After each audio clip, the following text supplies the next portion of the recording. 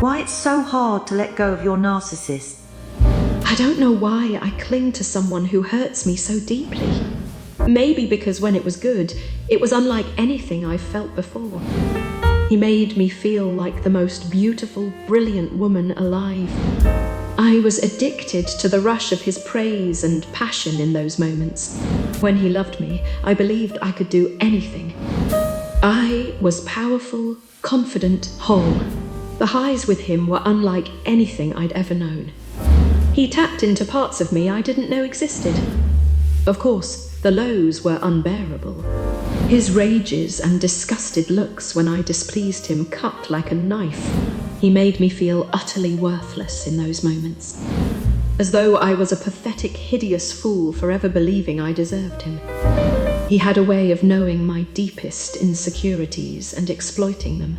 I knew he was destroying me, that this relationship was poison. So why couldn't I let go? I felt addicted to the potential of what we could be during the good times. I believed if I just loved him better, he would change. Also, I doubted I deserved any better. His constant criticism had corroded my self-worth. Part of me truly believed no one but him could ever love me. I was terrified of being alone, unloved. So I clung to these tiny breadcrumbs of love he would occasionally grant me, hoping this time the magic we'd once had would last. After each discard, I would wait in agony for him to hoover me back in. I became addicted to the high of him suddenly texting sweet nothings again after weeks of silence. It gave me a rush of dopamine, this cycle of intermittent reinforcement. I was trauma bonded to this emotional roller coaster. When he raged and devalued me, I felt utterly unlovable and worthless. But then he'd send me a poem or show up with flowers, and I'd melt. I fixated on the man I fell in love with, believing he was still inside there. If I just held on, he would come back and stay forever. In the beginning, he would text me constantly beautiful love poems and declarations through the day. He stared deep into my eyes, telling me he had never met anyone as spectacular as me. It felt like a movie. He was so romantic, thoughtful, and completely focused on me. I had never been treated like I was someone's entire universe before. Of course, that level of obsession is not sustainable long-term in real life. But at the time, I took it as a sign we had this profound, once-in-a-lifetime connection. The more intensely he fixated on me, the harder I fell. I ignored the creeping sense it did not feel healthy. When he started questioning why I needed to see friends or go to work, jealousy was flattering. When he erupted in anger if I disagreed with him, I figured it was just passion. The more he tried to control and isolate me, the more afraid I became of losing him. I was addicted to the way he worshipped me in the beginning. The intoxication of being someone's sole focus is incredibly seductive. To have him hang on my every word, remember each tiny detail about me, worship my body for hours, it made me believe I was truly special. I had never felt beautiful before him. The euphoria of going from invisible to goddess in his eyes was addictive. So I ignored the voice inside warning me something was off. When his obsessive doting flipped to cruel criticism of my looks, interests, talents, it was jarring.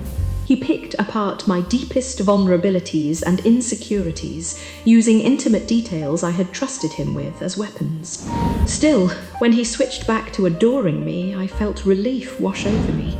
I tried desperately to hold on to those shrinking islands of affection. The contrast kept me trapped in the trauma bond, willing to endure anything for my next hit of his love. I lost all sense of self, contorting myself to be whatever version of me would keep him happy, stroking his ego. My needs ceased to exist, only his ever-shifting desires and demands mattered. Walking this emotional tightrope was exhausting. I started having panic attacks daily, my health deteriorating under the constant stress. But by then, his conditioning had worked. I truly believed I was nothing without him. Why do I stay with someone who is abusive and hurts me? You likely stay because you have developed a trauma bond with this person. The effects of conditioning, abuse cycles, and fear of abandonment make leaving feel almost impossible. Recognize the power imbalance is the core problem, not you. This type of conditioning works much like brainwashing. The narcissist systematically erodes your reality and confidence in yourself. The goal is to get you addicted to scraps of their fickle love. You deserve so much more than these manipulative games. Narcissists study you to discover your innermost desires, insecurities, and vulnerabilities. Then they mirror back an illusion designed to trigger your deepest yearnings and hook you. Once attached, they methodically destroy your identity and sense of self. Leaving feels impossible, but it is the only way to reclaim your life.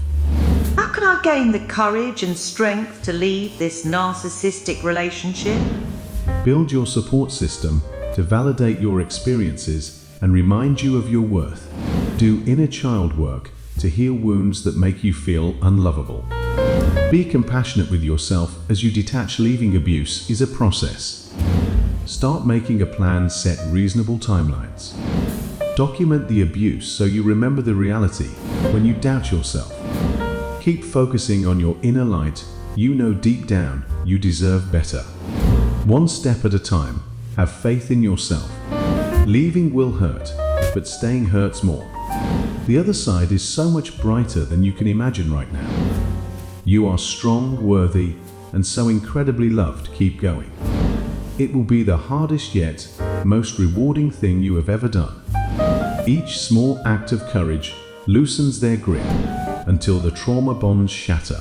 Clarity will come in waves, then floods. You will get your life back. Have faith in your strength. You were born to be free. How can I come to terms with the fact that the charming, loving person I fell for does not really exist? This is so painful, but an important part of the grieving process. The charming facade they presented was simply an act to hook you, with nothing real behind it.